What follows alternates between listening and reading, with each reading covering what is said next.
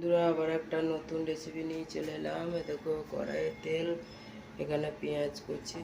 তো দেখো তেল গরম হয়ে গেছে, দিয়ে দিলাম।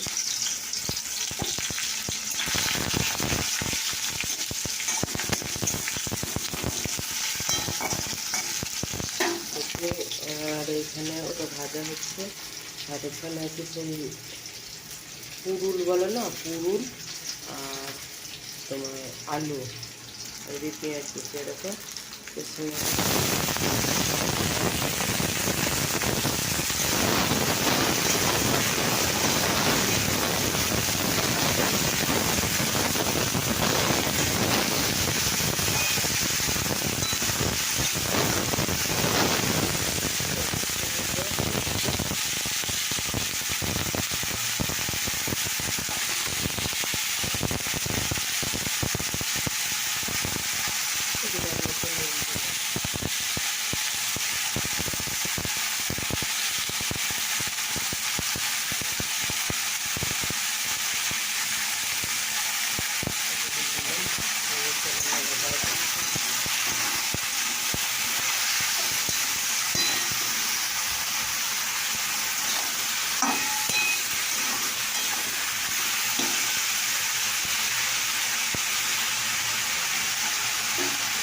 পাচ্ছি এখানে হচ্ছে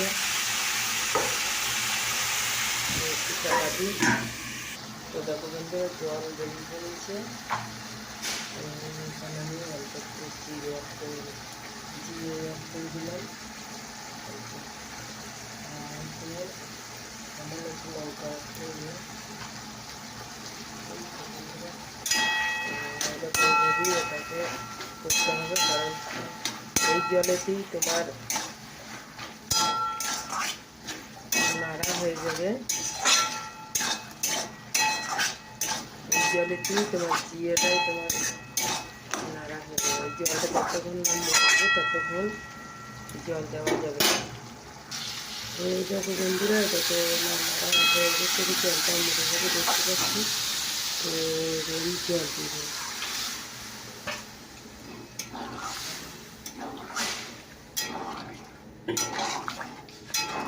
এবারে আলু তো প্রায় সেদ্ধ হয়ে গেছে, দেখো দেখতে পাচ্ছি।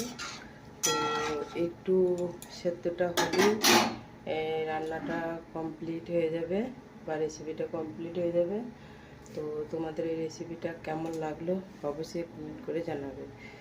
তো একটু ফুটে গেলেই তো রেসিপিটা হয়ে যাবে। তো একটু চাপা দিয়ে চলো।